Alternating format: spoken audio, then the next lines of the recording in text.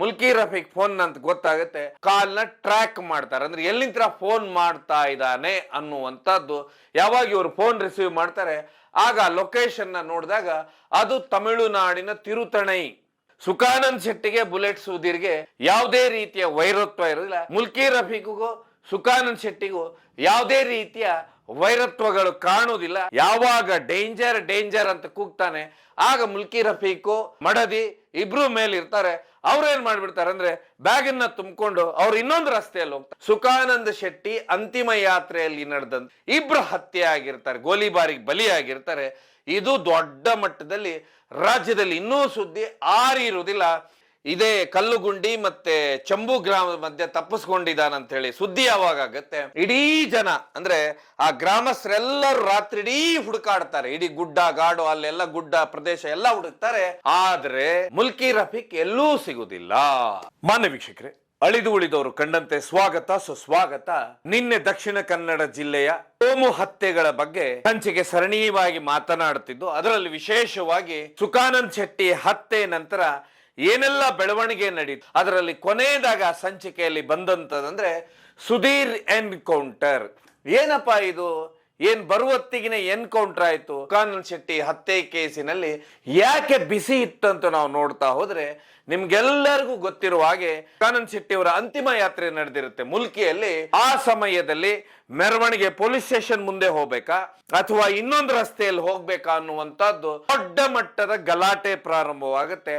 ದೊಡ್ಡ ಮಟ್ಟದಲ್ಲಿ ಗಲಾಟೆ ಪ್ರಾರಂಭವಾದಾಗ ಗೋಲಿಬಾರ್ ಆಗುತ್ತೆ, ಅದರಲ್ಲಿ ಇಬ್ಬರು ಸಾಯ್ತಾರೆ. ಅದರರ್ಥ ಸುಖಾನಂದ್ ಶೆಟ್ಟಿ ಹತ್ಯೆ ಕೇಸಿನಲ್ಲಿ ಭಾಗವಹಿಸಿದವರು ಇನ್ನಿಬ್ರು ಬಲಿ ಆಗ್ತಾರ ಅನ್ನುವಂಥದ್ದು ಎಲ್ಲಾ ಕಡೆ ಇದು ಸುದ್ದಿ ಹರಡಿತ್ತು.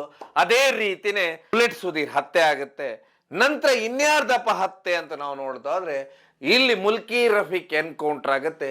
ಯಾಕಂದ್ರೆ ಇಲ್ಲಿ ಮುಲ್ಕಿ ರಫೀಕ್ ಎನ್ಕೌಂಟ್ರೇ ರಣರೋಚಕವಾಗಿರೋದು. ಯಾಕಂತ ಹೇಳಿದ್ರೆ ಸುಖಾನಂದ್ ಶೆಟ್ಟಿ ಹತ್ಯೆ ನಡೆದು 3 ವಾರ ಆದ್ರೂ ಮುಲ್ಕಿ ರಫೀಕ್ ಸಿಗುವುದಿಲ್ಲ. ಈ ಕೇಸಿನಲ್ಲಿ ಅದಾಗ್ಲೇನೆ ಸರಿಸುಮಾರು 15 ಜನ ಬಂಧಿತರಾಗಿರ್ತಾರೆ. ಆದ್ರೆ ಇಲ್ಲಿ A1 ಆರೋಪಿ ಆದಂತ ಮುಲ್ಕಿ ರಫೀಕ್ ಸದ್ದು ಸುದ್ದಿ ಇರುವುದಿಲ್ಲ. ಹೀಗಾಗಿ ಏನ್ ಮಾಡ್ತಾರೆ ಅಂದ್ರೆ ಪೊಲೀಸರು ಮುಲ್ಕಿ ರಫೀಕ್ ಎಷ್ಟು ಫೋನ್ಗಳನ್ನ ಬಳಸ್ತಾ ಇದ್ದ ಅದನ್ನ ಪೂರ್ತಿ ಲೀಸ್ಟ್ ಅನ್ನ ತೆಗಿತಾರೆ. ಲೀಸ್ಟ್ ತೆಗೆದಾಗ ಸರಿಸುಮಾರು 17 ಸಿಮ್ಗಳಿರ್ತಾವ ಮುಲ್ಕಿ ರಫೀಕ್ ಹತ್ರ. ಯಾಕಂತ ಹೇಳಿದ್ರೆ ಈ ಮುಲ್ಕಿ ರಫೀಕ್ ಏನಿರ್ತಾನೆ ಅಂದ್ರೆ ಸುಫಾರಿ ಕಿಲ್ಲರ್ ಆಗಿರ್ತಾನೆ. ಇಲ್ಲಿ ಸುಫಾರಿ ಕಿಲ್ಲರ್ ಆಗಿರ್ತಾನೆ ಅನ್ನೋ ಒಂದು ವಿಷಯ ಅಂತ ಹೇಳಿದ್ರೆ ಈ ವ್ಯಕ್ತಿ ಸಾಧು ಶೆಟ್ಟಿಯ ಅಸೋಸಿಯೇಟ್. ಹೀಗಾಗಿನೇ ತಲ್ಪಾಡಿ ಡಬಲ್ ಮರ್ಡರ್ ಕೇಸಲ್ಲಿ ಇರ್ತಾನೆ. ಅದಾದ್ಮೇಲೆ ಉಡುಪಿಯಲ್ಲಿ ಒಂದು ಮರ್ಡರ್ ಕೇಸ್ ಆಗಿರ್ತಾನೆ, ಅದರಲ್ಲಿ ಇರ್ತಾನೆ. ಅದಾದ್ಮೇಲೆ ಪೊಳಲಿ ಅನಂತು ಮರ್ಡರ್ ಕೇಸಲ್ಲಿ ಇರ್ತಾನೆ. ಆ ನಂತರ ಸುಖಾನಂದ್ ಶೆಟ್ಟಿ ಮರ್ಡರ್ ಕೇಸಲ್ಲಿ ಇರ್ತಾನೆ. ಹೀಗೆ ಸುಮಾರು ಮರ್ಡರ್ ಕೇಸ್ಗಳಲ್ಲಿ ಪ್ರತಿಯೊಂದರಲ್ಲೂ ಪಾತ್ರವಿರುತ್ತೆ. ಸುಖಾನಂದ್ ಶೆಟ್ಟಿ ಹತ್ಯೆಗೆ ನಾವು ಒಂದು ಸರಿ ಇದನ್ನ ಸರಿಯಾಗಿ ಅವಲೋಕಿಸಿದಾಗ ಸುಖಾನಂದ್ ಶೆಟ್ಟಿಗೆ ಬುಲೆಟ್ ಸುಧೀರ್ಗೆ ಯಾವುದೇ ರೀತಿಯ ವೈರತ್ವ ಇರೋದಿಲ್ಲ.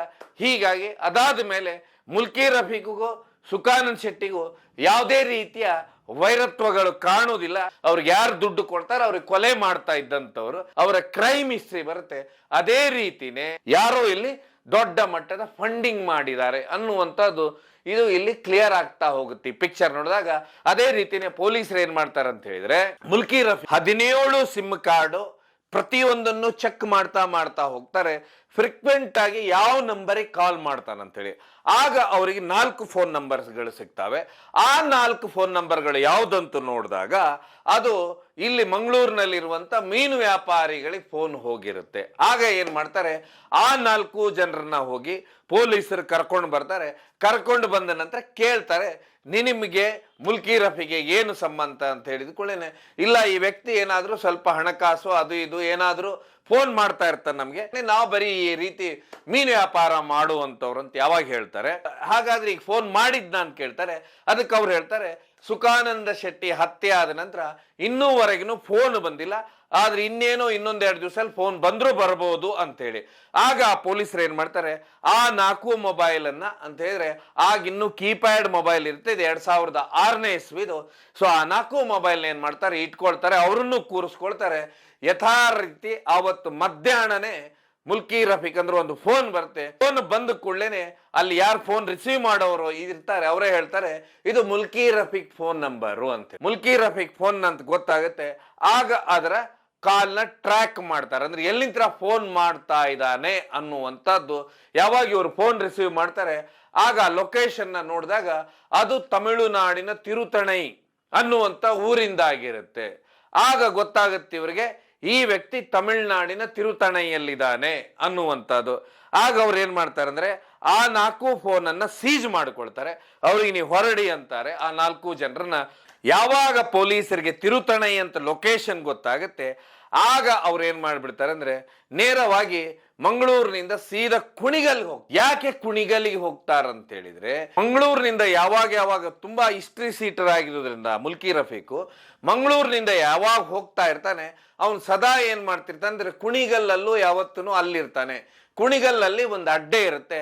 ಆ ಅಡ್ಡೆಯಲ್ಲಿ ಮಂಗಳೂರಿನಿಂದ ಹೋಗುವಂತ ಏನು ಟ್ಯಾಂಕರ್ಗಳಿರ್ತಾವೆ ಪೆಟ್ರೋಲು ಡೀಸೆಲ್ ತುಂಬಿಕೊಂಡು ಹೋಗುವಂತದ್ದು ಅದರಲ್ಲಿ ಸುಮಾರು ಜನ ಅಂದ್ರೆ ಪೆಟ್ರೋಲ್ ಕದ್ದು ಡೀಸೆಲ್ ಕದ್ದಲ್ಲಿಂತ್ರ ಮಾರುವಂತ ವ್ಯವಸ್ಥೆ ಇರುತ್ತೆ. ಇಲ್ಲಿ ಸುಮಾರು ಬಾರಿ ಮುಲ್ಕಿ ರಫೀಕು ಈ ಕೆಲಸದಲ್ಲೂ ಶಾಮೀಲ್ ಆಗ್ತಿರ್ತಾನೆ. ಇದು ಪೊಲೀಸರಿಗೆ ಗೊತ್ತಿರುತ್ತೆ.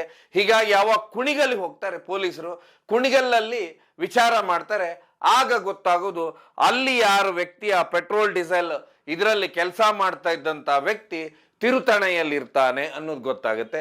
ಹೀಗಾಗಿ ಪೊಲೀಸರು ಏನ್ ಮಾಡ್ತಾರೆ ಸೀದಾ ನೇರವಾಗಿ ಇನ್ನೊಂದು ಟೀಮ್ ಏನ್ ಮಾಡುತ್ತೆ ತಿರುತಣೆಗೆ ಹೋಗುತ್ತೆ. ತಿರುತಣೆಗೆ ಹೋದ ಕೂಡಲೇ ಆ ಲೊಕೇಶನ್ ಹುಡುಕ್ತಾರೆ. ಲೊಕೇಶನ್ ಹುಡುಕ್ತಾ ನೋಡ್ತಾ ಹೋದಾಗ ಮುಲ್ಕಿ ರಫೀಕ್ನ 3 ಮಕ್ಕಳು ಪತ್ತೆ ಆಗ್ತಾರೆ. ಪತ್ತೆ ಆದ ಕೂಡಲೇ ಪೊಲೀಸರಪ್ಪ ಎಲ್ಲಿ ಮಕ್ಕಳು ಇರ್ತಾರೆ ಅಲ್ಲೇ ನಿಂತ್ಕೊಳ್ತಾರೆ. ಆದ್ರೆ ಒಂದು ದಿವಸ ಆದ್ರೂ ಬರುದಿಲ್ಲ. ಆಗ ಗೊತ್ತಾಗೋದು ಇವರು ಇನ್ಯಾವುದೋ ಲೊಕೇಶನ್ ಇಲ್ಲಿದ್ದಾರೆ ಅಂತ ಹೇಳಿ. ಪೊಲೀಸರ ಹತ್ರ ಮುಲ್ಕಿ ರಫೀಕ್ ಫೋಟೋ ಇರುತ್ತೆ. ಆದ್ರೆ ಗಾಡಿ ಅಂತ ಹೇಳಿದ್ರೆ ಏನ್ ಪೊಲೀಸರು ಗಾಡಿ ತಗೊಂಡು ಹೋಗಿರ್ತಾರೆ ಟಾಟಾ ಸೋಮನ. ಹೀಗಾಗಿ ಪೂರ್ತಿ ಇಡೀ ದಿವಸ ಇಡೀ ಊರ್ ಹುಡುಕ್ತಾರೆ. ಒಂದು ಜಾಗದಲ್ಲಿ ಒಬ್ಬ ವ್ಯಕ್ತಿ ಫೋಟೋ ತೋರಿಸ್ತಾರೆ. ಆಗ ಮುಲ್ಕಿ ರಫೀಕ್ ಫೋಟೋ ಅಂತ ಆ ವ್ಯಕ್ತಿ ಗೊತ್ತಾಗುತ್ತೆ. ಗೊತ್ತಾದವನು ಏನ್ ಮಾಡ್ತಾನೆ ಅಲ್ಲಿಂದ ಓಡ್ಲಿಕ್ಕೆ ಶುರು ಮಾಡ್ತಾನೆ. ಓಡಿ ಒಂದಲ್ಲಿ ಸಂಧಿಯಲ್ಲಿ ಓಡ್ತಾನೆ. ಸಂಧಿಯಲ್ಲಿ ಓಡದಂತವನು ಡೇಂಜರ್ ಡೇಂಜರ್ ಡೇಂಜರ್ ಅಂತ ಕೂಗ್ತಾನೆ. ಯಾವಾಗ ಡೇಂಜರ್ ಅಂತ ಕೂಗ್ತಾನೆ ಆಗ ಮುಲ್ಕಿ ರಫೀಕು ಮಡದಿ ಇಬ್ರು ಮೇಲೆ ಇರ್ತಾರೆ. ಅವ್ರು ಏನ್ ಮಾಡ್ಬಿಡ್ತಾರೆ ಅಂದ್ರೆ ಬ್ಯಾಗನ್ನ ತುಂಬಿಕೊಂಡು ಅವ್ರು ಇನ್ನೊಂದು ರಸ್ತೆಯಲ್ಲಿ ಹೋಗ್ತಾರೆ. ಆದ್ರೆ ಪೊಲೀಸರು ಏನ್ ಮಾಡ್ತಾರೆ ಟಾಟಾ ಸೋಮು ಒಂದು ರಸ್ತೆಯಲ್ಲಿ ತಂದು ಆ ರಿಕ್ಷಾ ಅಂದ್ರೆ ಆಟೋ ಹತ್ತಿರ್ತಾರೆ. ಆ ರಿಕ್ಷಾಗೆ ಅಡ್ಡವಾಗಿ ನಿಲ್ಲಿಸ್ತಾರೆ.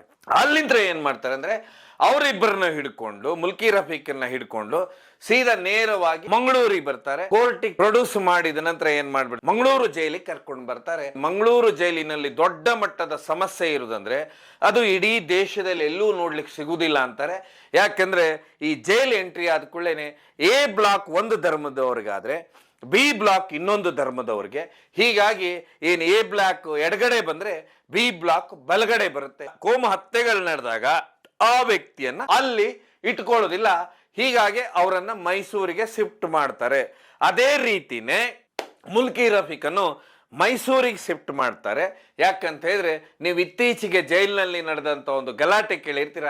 ಅದು ನೌಶಾದ್ ಮೇಲೆ ನಡೆದಂತ ಕಲ್ಲು ತೂರಾಟ.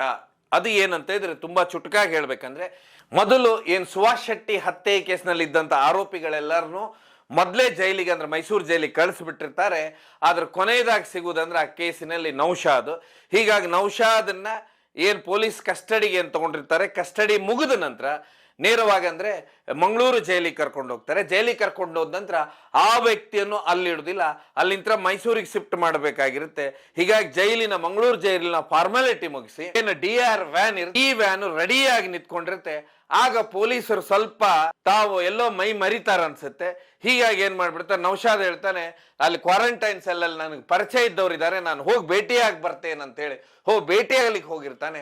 ಆಗ ಆ ಭಾಗದಿಂದ ಕಲ್ಲೆಸಿತಾರೆ ಅಂತ ಹೇಳಿದ್ರೆ ಇನ್ನೊಂದು ಕಡೆಯವರು ಏನಿರ್ತಾರೆ ಅವ್ರು ಆ ವ್ಯಕ್ತಿ ಮೇಲೆ ಕಲ್ಲೆಸಿತಾರೆ. ಇದೇ ದೊಡ್ಡ ಮಟ್ಟದ ಸುದ್ದಿ ಆಗಿರುತ್ತೆ. ಅದೇ ರೀತಿನೇ ಮುಲ್ಕಿ ರಫೀಕನ್ನ ಮೈಸೂರಿಗೆ ಶಿಫ್ಟ್ ಮಾಡ್ತಾರೆ. ಮೈಸೂರಿಗೆ ಶಿಫ್ಟ್ ಮಾಡಿದ ನಂತರ ಇಲ್ಲಿ ಒಂದು ಸಮಸ್ಯೆ ಏನಿರುತ್ತಂದ್ರೆ ಪೊಲೀಸರ ಮೇಲೆ ದೊಡ್ಡ ಮಟ್ಟದ ಆವಾಗ ಸದ್ದು ಸುದ್ದಿ ಅಂತ ಹೇಳಿದ್ರೆ ಸುಖಾನಂದ ಶೆಟ್ಟಿ ಅಂತಿಮ ಯಾತ್ರೆಯಲ್ಲಿ ನಡೆದಂತ 2 ಗೋಲಿಬಾರ್ ಏನಾಗಿರುತ್ತೆ ಇದರಲ್ಲಿ 2 ಹತ್ಯೆ ಆಗಿರ್ತಾರೆ, ಗೋಲಿಬಾರಿಗೆ ಬಲಿಯಾಗಿರ್ತಾರೆ. ಇದು ದೊಡ್ಡ ಮಟ್ಟದಲ್ಲಿ ರಾಜ್ಯದಲ್ಲಿ ಇನ್ನೂ ಸುದ್ದಿ ಆರಿರುವುದಿಲ್ಲ. ಅಷ್ಟೇ ದೊಡ್ಡ ಮಟ್ಟದಲ್ಲಿ ನಡೀತಾ ಇರುತ್ತೆ. ಇದ್ರ ಮಧ್ಯೆ ಏನಾಗುತ್ತೆ, ಮುಲ್ಕಿ ರಫೀಕ್ ಯಾವಾಗ ಮೈಸೂರು ಜೈಲಲ್ಲಿ ಇರ್ತಾನೆ ಅದೇ ಸಮಯಕ್ಕೆ ಬಜಪೆ ಪೊಲೀಸರು ಪೊಳಲಿ ಅನಂತು ಕೇಸಲ್ಲಿ 10 ದಿವಸ ಪೊಲೀಸ್ ಕಸ್ಟಡಿಗೆ ಕೇಳ್ತಾರೆ. ಯಾಕಂತ ಹೇಳಿದ್ರೆ ಪೊಳಲಿ ಅನಂತು ಕೇಸ್ ಇದ್ರ ಹಿಂದೆ ನಡೆದಿರುತ್ತೆ, ಆ ಕೇಸಿನಲ್ಲೂ ಮುಲ್ಕಿ ರಫೀಕ್ ಪಾತ್ರ ಇರುತ್ತೆ. 10 ದಿವಸ ಕಸ್ಟಡಿ ಕೇಳಿರ್ತಾರೆ. ಕೋರ್ಟ್ ಏನ್ ಮಾಡುತ್ತೆ, 7 ದಿವಸ ಕಸ್ಟಡಿ ಕೊಡುತ್ತೆ. ಕಸ್ಟಡಿ ತಗೊಂಡ ನಂತರ ವ್ಯಕ್ತಿಯನ್ನ ಕರ್ಕೊಂಡು ಬಂದು ಪಣಂಬೂರು ಪೊಲೀಸ್ ಆ ಭಾಗದಲ್ಲಿ ಹತ್ಯೆ ಆಗಿರೋದ್ರಿಂದ ಮೈಸೂರಿನಿಂದ ಪಣಂಬೂರಿಗೆ ಕರ್ಕೊಂಡು ಬಂದು ಪಣಂಬೂರಿನಲ್ಲಿ ಮುಲ್ಕಿ ರಫೀಕನ್ನ ಕೂರಿಸ್ಕೊಂಡಿರ್ತಾರೆ. ಮುಲ್ಕಿ ರಫೀಕನ್ನ ಪಣಂಬೂರಲ್ಲಿ ಕೂರಿಸ್ಕೊಂಡಿರ್ತಾರೆ. ಆಗ ಸುಮಾರು ಜನ ಅಂತ ಹೇಳಿದ್ರೆ ಅಲ್ಲಿ ಇದ್ದಂತ ಪತ್ರಕರ್ತರು ಆ ವ್ಯಕ್ತಿಯನ್ನ ಭೇಟಿಯಾಗಿರ್ತಾರೆ, ಮುಲ್ಕಿ ರಫೀಕನ್ನ. ಆಗ ಆ ವ್ಯಕ್ತಿ ಮುಲ್ಕಿ ರಫೀಕ್ ಹೇಳ್ತಾನೆ, ನನ್ನನ್ನು ಕರ್ಕೊಂಡು ಬಂದು ಸುಮಾರು 2 ರಿಂದ 3 ದಿವಸ ಆಯ್ತು, ಎಲ್ಲಿಗೂ ಕರ್ಕೊಂಡು ಹೋಗಿಲ್ಲ, ಎಲ್ಲೂ ಕೇಳಿಲ್ಲ, ಏನೂ ಕೇಳಿಲ್ಲ ಅಂತ ಹೇಳಿ. ಅದೇ ಸಮಯಕ್ಕೆ ಪತ್ರಕರ್ತರು ಮುಂದೆನೆ ಅವತ್ತು ಸಂಜೆನೆ ಮುಲ್ಕಿ ರಫೀಕನ್ನ ಮಹಾಜರಿ ಕರ್ಕೊಂಡು ಹೋಗ್ತಾರೆ. ಅಂದ್ರೆ ಪೊಳಲಿ ಅನಂತು ಕೇಸ್ ಎಲ್ಲ ಆಗಿರುತ್ತೆ, ಅಲ್ಲಿ ಮಹಾಜರಿ ಕರ್ಕೊಂಡು ಹೋಗ್ತಾರೆ. ಮಹಾಜರ್ ಮುಗಿಸಿದ ನಂತರ 4ನೇ ದಿವಸ ಏನ್ ಮಾಡ್ತಾರೆ ಅಂದ್ರೆ 7 ದಿವಸ ಕಸ್ಟಡಿ ಕೇಳಿರ್ತಾರೆ. ಆದ್ರೆ 4ನೇ ದಿವಸಕ್ಕೆ ಕಸ್ಟಡಿನ ನಮಗೆ ಸಾಕು, ಕಸ್ಟಡಿ ಮುಗೀತು ಅಂತ ಹೇಳಿ ಮತ್ತೆ ತಿರ್ಗಾ ಮಂಗಳೂರು ಜೈಲಿಗೆ ಕರ್ಕೊಂಡು ಬರ್ತಾರೆ. ಮಂಗಳೂರು ಜೈಲ್ ಕರ್ಕೊಂಡು ಬಂದ್ಕೊಳ್ಳೇನೆ ಯಥಾ ಪ್ರಕಾರ ಅಲ್ಲಿಂದ ಪೊಲೀಸರು ವ್ಯಾನ್ ನಲ್ಲಿ ಕೂರಿಸ್ಕೊಂಡು ಮತ್ತೆ ಮೈಸೂರು ಕಡೆ ಹೊರಡ್ತಾರೆ. ಯಾಕಂದ್ರೆ ಮಂಗಳೂರು ಜೈಲಿನಲ್ಲಿ ಕೋಮು ಹತ್ಯೆಗಳು ನಡೆದಾಗ ಯಾರನ್ನು ಅಲ್ಲಿ ಇಡುವುದಿಲ್ಲ, ಯಾರನ್ನು ಅಲ್ಲಿ ಕೂರಿಸೋದಿಲ್ಲ. ಯಥಾ ಪ್ರಕಾರ ಅದು ಎಲ್ಲರಿಗೂ ಗೊತ್ತಿರುವಂತ ಅದೇ ರೀತಿನೇ ಮುಲ್ಕಿ ರಫೀಕನ್ನ ಕರ್ಕೊಂಡು ಮೈಸೂರಿಗೆ ಹೊರಡ್ತಾರೆ. ಸುಳ್ಯ ದಾಟಿದ ನಂತರ ಕಲ್ಲಗುಂಡಿ ಅಂತ ಹೇಳಿ ಏನು ಗಡಿ ಭಾಗ ಬರುತ್ತೆ, ಮುಂದೆ ದಾಟಿದ ಕೂಡಲೇನೆ ಮಡಿಕೇರಿ ಬರುತ್ತೆ, ಅದ್ರ ಹಿಂದೆ ಇರುವಂತದ್ದು ಕಲ್ಲಗುಂಡಿ. ಅಲ್ಲಿ ಊಟಕ್ಕೆ ನಿಲ್ಲಿಸ್ತಾರೆ ರಾತ್ರಿ ಸಮಯದಲ್ಲಿ. ಆವಾಗ ಏನ್ ಮಾಡ್ತಾರೆ, ಪೊಲೀಸ್ ಇಳಿದಂತವ್ರು ಊಟಕ್ಕೆ ಹೋಗ್ತಾರೆ.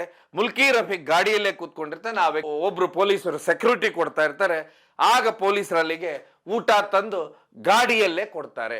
ಸಮಯದಲ್ಲಿ ಇವನು ಊಟ ಮಾಡ್ತಾ ಇರ್ತಾನೆ, ಪೊಲೀಸ್ ವ್ಯಾನ್ ಇಟ್ಕೊಂಡಿರುತ್ತೆ. ಅಲ್ಲಿ ಸುಮಾರು ಜನ ಮುಲ್ಕಿ ರಫೀಕ್ನ ಅವತ್ತು ಸಂಜೆ ನೋಡಿರ್ತಾರೆ. ಯಾಕಂತ ಹೇಳಿದ್ರೆ ಸುಖಾನಂದ್ ಶೆಟ್ಟಿ ಹತ್ಯೆ ಕೇಸಿನಲ್ಲಿ ಇರುವುದರಿಂದ ಅದು ಆವತ್ತಿನ ಕಾಲದಲ್ಲಿ ದೊಡ್ಡ ಮಟ್ಟದಲ್ಲಿ ಪೇಪರು, ಪತ್ರಿಕೆ ಎಲ್ಲದರಲ್ಲೂ ಸುದ್ದಿ ಆಗಿರುತ್ತೆ. ಅದಾದ ನಂತರ ಪೊಲೀಸರು ತಮ್ಮ ಎಲ್ಲ ಊಟ ಮುಗಿಸ್ಕೊಂಡು ಏನ್ ಮಾಡ್ತಾರೆ, ಗಾಡಿ ಸ್ಟಾರ್ಟ್ ಮಾಡ್ಕೊಂಡು ತಮ್ಮ ಜೀಪ್ನ ಸ್ಟಾರ್ಟ್ ಮಾಡ್ಕೊಂಡು ಮುಲ್ಕಿ ರಫೀಕ್ಗೆ ಕರ್ಕೊಂಡು ಮುಂದೆ ಹೋಗ್ತಾರೆ. ಮುಂದೆ ಹೋದ ಕೂಡಲೇನೆ ಅಂದ್ರೆ ದಕ್ಷಿಣ ಕನ್ನಡ ಜಿಲ್ಲೆಯ ಗಡಿ ಮುಕ್ತಾಯವಾಗುತ್ತೆ. ಕೊಡಗಿನ ಗಡಿ ಅಂದ್ರೆ ಮಡಿಕೇರಿ ಗಡಿ ಪ್ರಾರಂಭವಾಗುತ್ತೆ. ಅಲ್ಲಿ ಚಂಬು ಅನ್ನುವಂತ ಒಂದು ಗ್ರಾಮ ಬರುತ್ತೆ. ಅಲ್ಲಿಯ ವಿಶೇಷ ಏನಂತ ಹೇಳಿದ್ರೆ ಆವತ್ತಿನ ಕಾಲದಲ್ಲಿ ಅಲ್ಲಿ ಮೊಬೈಲ್ ನೆಟ್ವರ್ಕ್ ಬರುದಿಲ್ಲ.